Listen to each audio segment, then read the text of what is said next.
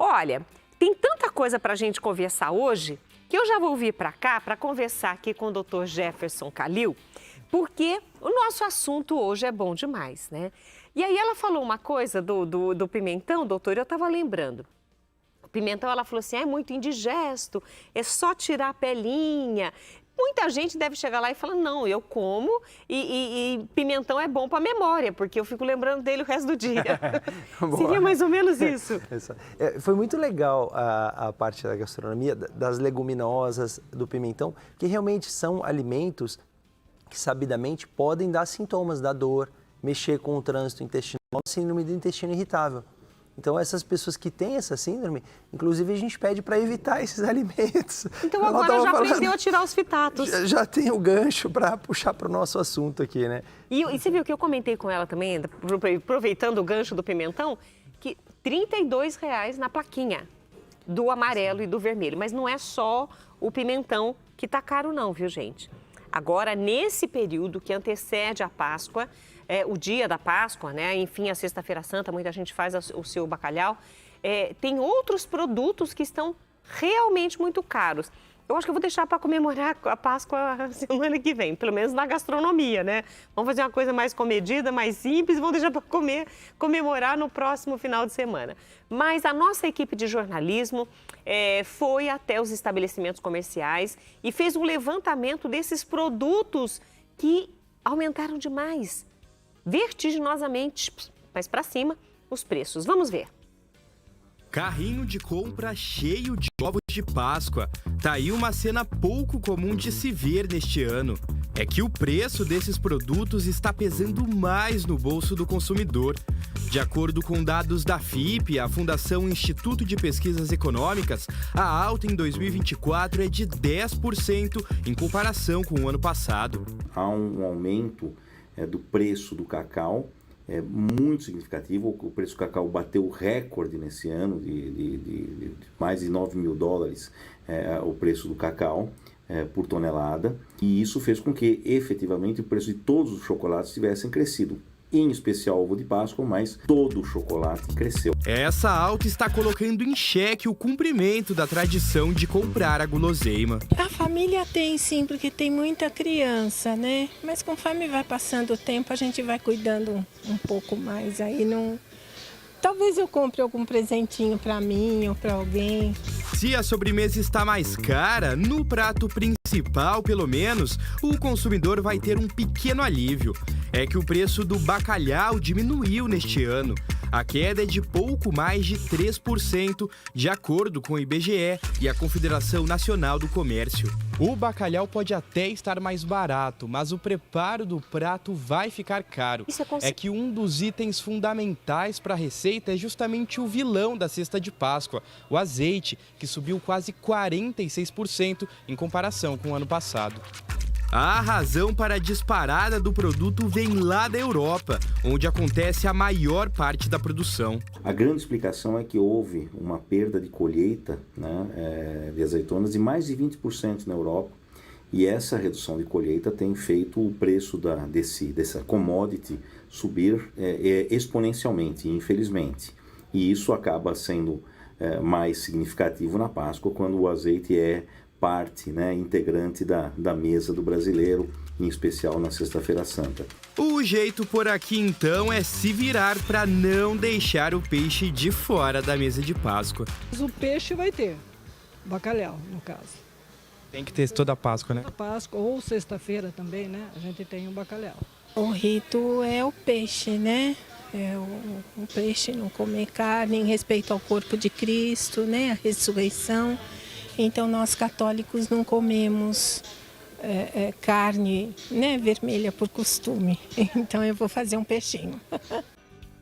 E por tradição também, desde os primórdios, a carne vermelha ou de animais com sangue quente, a gente realmente não come. É por isso que o peixe é a opção para quem precisa de uma proteína, porque, na verdade, muitas pessoas fazem a bacalhoada, vale aqui a dica, a bacalhoada na Sexta-feira Santa. Ah, não pode comer carne, vamos fazer bacalhau, reúne a família, faz aquele travessão, todo mundo vai até dormir depois com os olhos virando assim, porque comeu demais. Não, sexta-feira é dia de jejum. Coma a bacalhoada no domingo. Mas sexta-feira é dia de jejum. E jejum e penitência e oração. Lembre-se disso. Ela falou ali católica, né? Tem esse costume. Não, é tradição e também respeito. Então você que é um católico verdadeiro, um católico praticante, lembre-se disso. Não faça a bacalhoada na sexta, faça no domingo. Celebre, festeje a ressurreição do Senhor. Mas na sexta é o dia da sua morte, de todo o seu sofrimento. Então que a gente se lembre disso e tenha na sexta-feira uma real, uma sincera Sexta-feira Santa. E bora conversar sobre o nosso tema de hoje, porque o Dr. Jefferson está aqui. Nós já falamos do pimentão, não vou voltar nele, porque ele é bom para a memória, mas não vou voltar. Não vou voltar no pimentão. Mas o nosso tema de hoje, doutor, a síndrome do intestino irritável, as doenças ligadas ao intestino, e o senhor falou que tem muitos alimentos que realmente estimulam esse mal-estar, dores abdominais, inclusive. Especificamente, quais são as doenças que alguns alimentos podem estimular e causar esse tipo de incômodos na pessoa? Perfeito, Rita. É uma pergunta super importante, super pertinente, né? Porque nós comemos de tudo, temos isso, e as pessoas às vezes passam a mão e não percebem isso. Então, assim, por exemplo, um exemplo é o leite. O leite e derivados, apesar dele ser uma fonte de proteínas, de gorduras e tudo mais, em algumas pessoas têm intolerância à lactose, ele pode dar estufamento, pode dar diarreia. Dores. Né? Dores, gases, dá esse desconforto. Como ela estava comentando agora na parte das leguminosas, também alguns açúcares. Né? Tudo isso, para quem tem a síndrome do intestino irritável, para o pessoal de casa, só para dar uma relembrada, a síndrome do intestino irritável, ela não é uma doença orgânica. Então, por exemplo, não é uma doença que a gente enxerga ela. Não existe um exame que nós façamos que vai dar esse diagnóstico. Ela é caracterizada por uma dor abdominal. Então, a pessoa tem uma dor que tem que ser pelo menos uma vez por semana, por pelo menos 3 meses. Então, tive uma vez uma dor. Não, é uma dor que se repete por 3 meses, pelo menos uma vez por semana, e que está associada ao funcionamento do intestino. E aí entram esses alimentos. Porque alguns alimentos, como as leguminosas, leite derivados, alguns açúcares, eles sim sensibilizam esse intestino, dão a dor e mexem no funcionamento, né? Que pode ser tanto a diarreia, quanto prender o intestino, quanto os dois. Né? Inclusive, nós estamos com uma foto disponibilizando para quem está em casa, na tela da TV, a síndrome do intestino irritável. E a gente vê ali no intestino que tem alguns pontos mais vermelhos. Inclusive, tem um estreitamento ali apontado com 2 setas e mostrando na seta azul onde fica aí o intestino e onde ficam essas partes. O que significa essas 2 setas e esse estreitamento, doutor? Perfeito. Então, na verdade, a seta sinaliza o lugar mais comum da dor, onde as pessoas referem a dor quem tem a síndrome do intestino irritável. Geralmente uma dor em cólica, mas ela acontece do lado esquerdo embaixo. Então a setinha ela está mostrando geralmente... É como se eu estivesse olhando a pessoa de frente mesmo. Do lado esquerdo embaixo. Né? Uma coisa importante é que na síndrome do intestino irritável não tem alteração. Por exemplo, fizer uma colonoscopia, que é o exame que avalia, ele não tem nenhuma alteração. Então ele não tem um estreitamento real. Mas o intuito do desenho e a questão das cólicas é justamente isso, que a pessoa tem essa dor em cólica. O intestino contrai mesmo. Imagina que ele é um cano e que ele faz esse movimento de contrair. E essas pessoas que têm essa sensibilidade maior, que têm a síndrome do intestino irritável, elas sentem isso. Então a ideia do desenho é justamente essa, né? Mostrar esse intestino contraindo, né? E dando a dor. Né? Não que vai acontecer aquele estreitamento. Não estreitamento, não. Não, é só essa compressão. Essa compressão. Tanto que o exame não pega. E a pessoa está ali no momento relaxada, está com sedação, então o intestino fica relaxado. No momento que a pessoa come, né, esses determinados alimentos, estimula essa contração e dá essa dor. O peristaltismo, que é aquele movimento que o intestino faz naturalmente para ir levando o bolo alimentar até a sua saída natural, isso é normal. Perfeito. Agora, quando o senhor fala dessa contração, é uma coisa mais forte, por isso que causa dor? Pode ser, Rita. Na verdade, tem 2 mecanismos. Um que realmente é uma contração mais forte ou que a pessoa é mais sensível. Então, uma pessoa que não tem a síndrome do intestino irritável, ela não sente isso.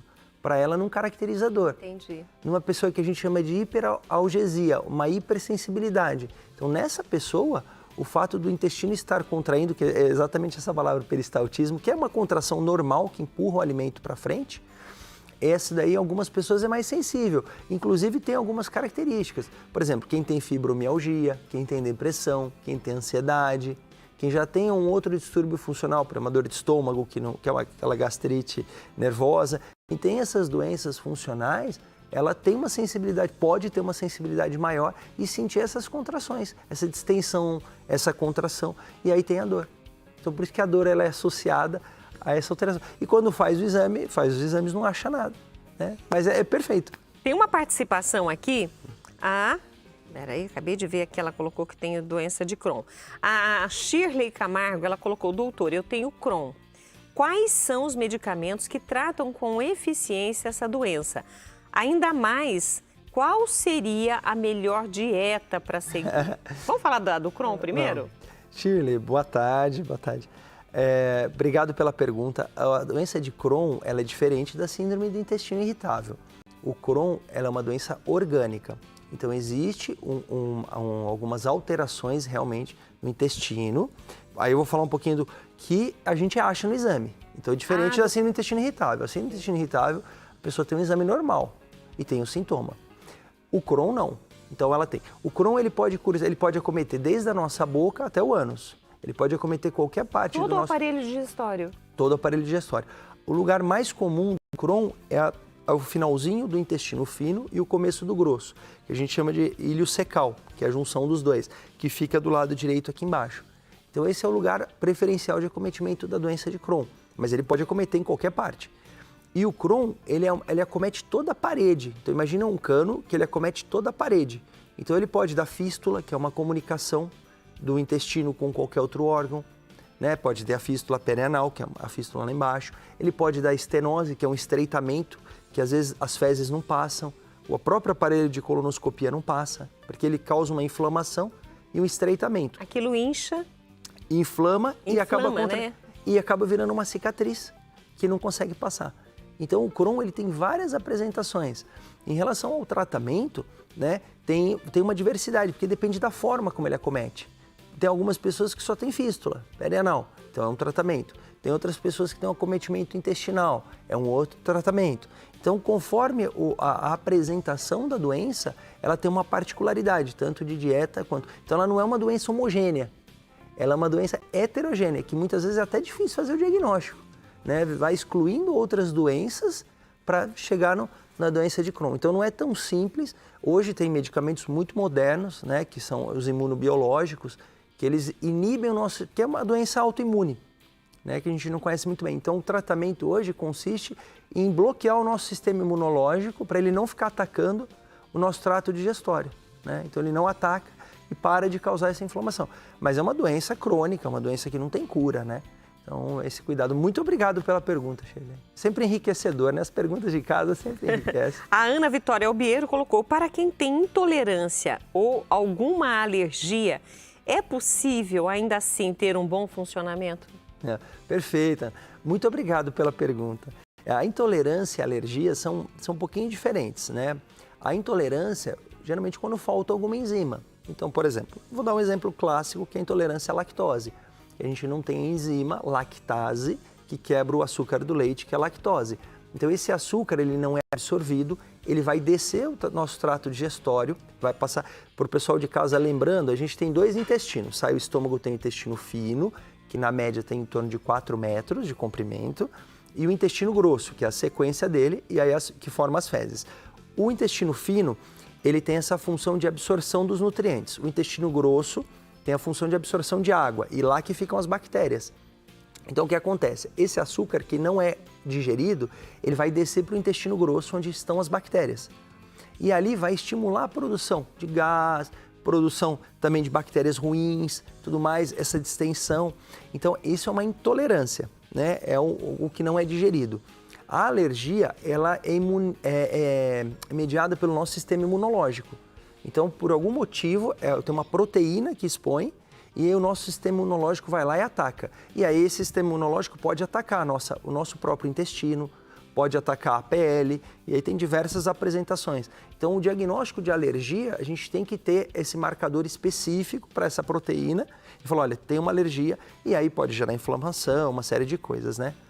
E os sintomas Eu sei como que é, viu? A diferença de um e de outro a gente sente no corpo, viu? Tem mais uma participação aqui. A Lúcia Fátima, ela é de Caconde, São Paulo. A Lúcia colocou: boa tarde, doutor. O que é diverticulose intestinal? Lúcia, boa tarde. Muito obrigado pela pergunta. Já puxou para o nosso outro tema, né? Muito obrigado. Lúcia, o que acontece, né? Imagina que a gente comentou o intestino grosso e o intestino fino. Quando a gente vai falar do intestino grosso, depois dos 40 anos, pode acontecer o seguinte: o nosso intestino ele tem colágeno, musculatura, tem uma série de coisas. E ele pode formar umas bolsinhas, que são umas fraquezas. Então imagina um cano que forma algumas bolsinhas, por uma fraqueza na própria parede. Isso é o divertículo. Tá? Então, a doença diverticular, ou como você tinha falado, Rita, diverticulose, que é a mesma coisa que doença diverticular, ela é uma dilatação do intestino da parede e forma essas bolsinhas. Isso não dá sintoma. Então, as pessoas falam: eu tenho diverticulite, eu tenho doença diverticular, diverticulose. A pessoa não sente absolutamente nada. Só aparece sintoma quando complica, que aí é diverticulite. Como você colocou, it é inflamação. Então, quando inflama o divertículo, aí tem uma diverticulite. Às vezes a pessoa fala: eu tenho diverticulite. Não, eu tenho doença diverticular, eu tenho diverticulose. A diverticulite é a inflamação, é a crise. O que é importante para o pessoal de casa? A diverticulite, quando ela vem, ela causa um quadro de dor abdominal importante, que muitas vezes não melhora, né? Que pode acompanhar febre, perda de apetite, prender o intestino. Então muda o funcionamento, geralmente é uma dor localizada aqui embaixo do lado esquerdo, e aí quando a pessoa tem esse quadro que não melhora, o ideal é buscar um serviço de saúde para fazer um diagnóstico e fazer um tratamento, antibiótico. Em alguns casos, muito raros, precisa até de cirurgia, mas a grande maioria, o antibiótico é o suficiente. A minha mãe tem a diverticulite, né, com frequência. Agora ela parou de comer as sementinhas. Até um morango, ela já passou mal, foi parar no hospital por causa da sementinha do morango. A gente pensa: mas é tão pequenininha. Imagina, mas o intestino recebe essa sementinha também, né? Isso é uma curiosidade até, que é uma coisa. Fizeram estudos populacionais de pessoas que comem semente e outras que não comem. Quem come não tem mais crise do que quem não come. Então fala, a mamãe não precisa, dá na mesma. Então se tiver que ter a crise, vai ter independente da semente. Não é a semente. Não é a semente. Dizer, o que acontece? Algum alimento que para ali? O que acontece, o que a gente sabe hoje, que é uma inflamação da mucosa. Então, por exemplo, pimenta, gengibre, todos esses condimentos fortes, eles irritam a nossa mucosa. Tanto que quando a gente come, queima tudo, né? É verdade. E vai queimando todo o trato digestório, inclusive o intestino. E aí já tem um estreitamentozinho, vai ali, inflama aquela mucosa e ele obstrui diverticulite. Então, é bem comum, né? É bem comum. A gente ouve com frequência que as pessoas têm uma crise de diverticulite depois que comeu pimenta, gengibre. Então, se eu fosse falar alguns alimentos para evitar, seria realmente pimenta, gengibre. A sementinha, a gente hoje não restringe muito. Claro que é uma opção individual de cada um, mas a gente não restringe, não é obrigatório tirar a sementinha da... Nós tiramos da mamãe, tiramos todas as sementes. Sorvete de morango, nunca mais. Tadinha. A Valcirene, ela colocou assim: roncos na parte superior do estômago toda vez que ingere alimentos tem a ver com síndrome do intestino irritável? Sirene, boa tarde. Muito obrigado pela pergunta, muito pertinente. Na verdade, assim, o fato do barulho é porque está mexendo lá dentro, né? Então, assim, o barulho um pouquinho mais alto, um pouquinho mais baixo, às vezes tem a ver com o alimento que a gente come. Se a gente toma muita água, a gente escuta aquela água andando lá dentro. É o líquido que está lá dentro. Mas assim... Gases também fazem barulho, né? Pode fazer isso. O próprio movimento, né, acaba fazendo esse barulho.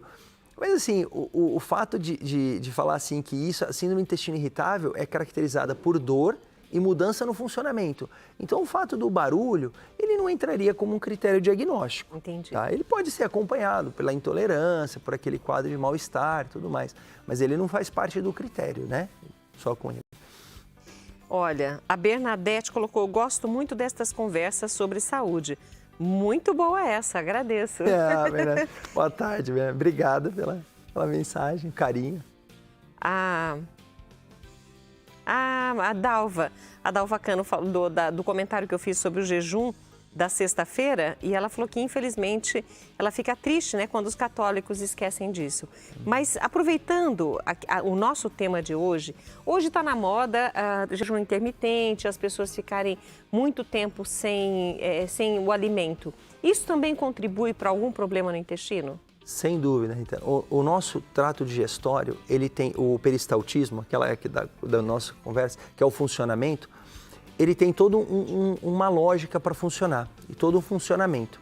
Quando a gente fica muito tempo sem comer, ele para de funcionar. É como o motor de um carro. Então, depois de 2, 3 horas, ele não recebeu alimento, isso muda toda a parte hormonal, intestinal, todo o nosso funcionamento do nosso corpo. Porque a gente precisa de combustível, é que nem um motor. Se a gente para de dar o combustível, ele vai entrar na reserva. E aí ele vai começar a funcionar de um jeito que não é o ideal. O nosso cérebro, a nossa disposição, a parte do próprio funcionamento, o peristaltismo para. E aí quando nós comemos depois de muito tempo em jejum, dá aquele estufamento, porque o motor está parado, tem que ligar de novo. Então assim, a pessoa que está comendo a cada 2, 3 horas, melhora refluxo, melhora a má digestão, melhora o funcionamento intestinal. Melhora tudo. Então não é para ficar muito tempo sem comer. Mas saiba o que comer, né? Comer de 2 em 2 horas não é bombom, não é chocolate, não é pão, não é lanche. Tem que tomar cuidado com isso também. Mas isso é fundamental, estar comendo com regularidade. Né? Isso é importante. É uma coisa fundamental. O senhor citou várias vezes a respeito dos exames que são feitos, que a doença de Crohn, por exemplo, é identificável pelo exame de colonoscopia. E por falar em colonoscopia, a importância desse exame, quem pode fazer, se tem alguma restrição e também indicado para todos, assim, fazerem até que idade ou a partir de que idade? Essa pergunta é sensacional para o programa, pessoal de casa, porque esse exame, ele mudou a história do câncer de intestino. O câncer de intestino, eu vou voltar no exame. Ele forma o pólipo, na maioria das vezes, não é obrigatório, mas na maioria das vezes forma um pólipo. Esse pólipo, por conta de mutações nas células do intestino, esse pólipo vai crescendo e ele se transforma num câncer. Se a gente faz a colonoscopia e tira esse pólipo, preveniu um câncer. Então, deixou de ter um câncer, o fato de tirar. E lesões iniciais, às vezes um câncer bem inicial, consegue tirar na colonoscopia. Então, assim, o fato de fazer o exame, a colonoscopia é um exame que é feito com uma câmera, né, e um canal de trabalho, e ele é feito por baixo, entra pelo ânus, faz um preparo, uma limpeza do intestino para tirar as fezes que estão ali para poder enxergar. E aí faz esse preparo, faz uma sedação, porque insufla ar, e é desagradável fazer esse exame acordado. Então, e aí vai com a câmera olhando o intestino grosso, consegue ver o finalzinho do fino, mas principalmente o grosso, que é onde pode ter o câncer. E aí se identifica algum pólipo, alguma coisinha, já tira no próprio exame. Aparelho. O próprio exame já tira e já trata e previne um câncer. Então, assim, é uma coisa para as pessoas pensarem. Aí você me perguntou de idade. Hoje, para a população geral, a gente indica a partir dos 45 anos de idade. Então, toda a população, a partir dos 45 anos de idade, tem indicação de fazer colonoscopia. Porque já pode ter um pólipo, tira esse pólipo, evitou um câncer. O câncer de intestino é o câncer do trato digestório que mais mata. Tirando de pulmão, é o que mais mata. Então, a gente está falando de uma doença totalmente prevenível, com um exame simples de fazer, relativamente simples, que tem um preparo, que é ruim, tem a sedação, mas é um exame de 30, 40 minutos, quando muito trabalhoso, se não tiver nada é 15, 20 minutos, né? E a gente muda a história da pessoa, né? A gente salva uma vida. Né? E eu conversando com um oncologista há uns anos atrás, ele disse o seguinte, se todas as pessoas, até ele falou 40 anos, mas fizerem esse exame, não teríamos mais câncer de intestino, porque ele é muito